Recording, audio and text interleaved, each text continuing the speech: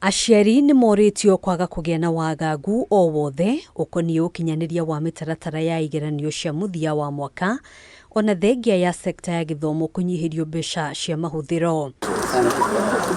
Mwandiki MUKARU ministry-inĩ ya gĩthomo JULIUS BITOK nĩ atarĩirie atĩ thirikari nĩ gũkorwo ĩkĩrekereria mbeca iria irabatarania gũkinyanĩria mĩhang'o ya igeranio ici, na ũũ nĩ thutha wa gĩikaro gĩa kamĩtĩ ya mbunge gĩgĩthomo na ministry ya kĩgĩna.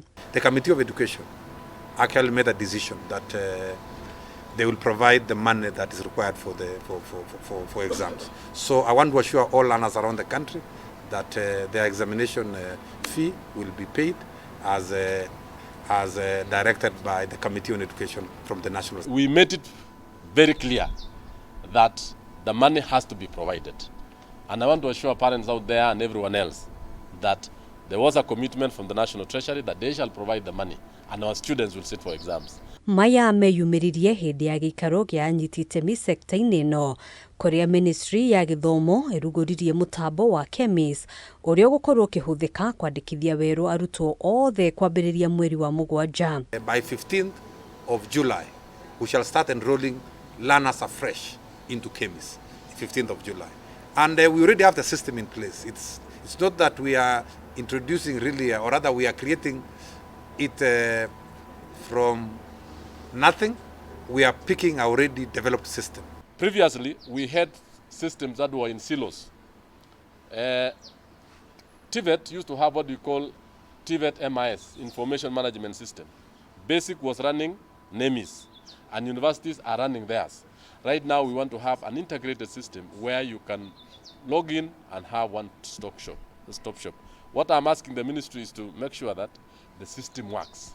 Mũtambo ũyũ wa KEMIS ũgacĩrithĩtio kuma kũrĩ mũtambo wa NEMIS ũrĩa ũkoretwo ũkĩhũthĩka. Ministry ya gĩthomo ĩgĩtarĩria ũrĩa ũkũhũthĩka ũkinyanĩria-inĩ wa motungata na gũcokanĩrĩria hamwe riboti ikoniĩ arutwo bũrũri-inĩ.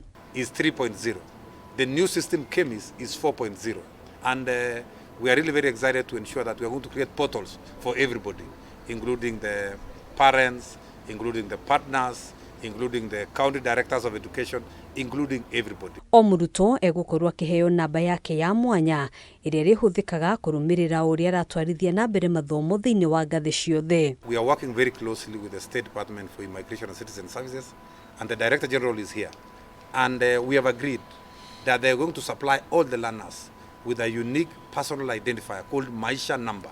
All learners will get that number, and that will be the primary number that is needed to join KEMIS.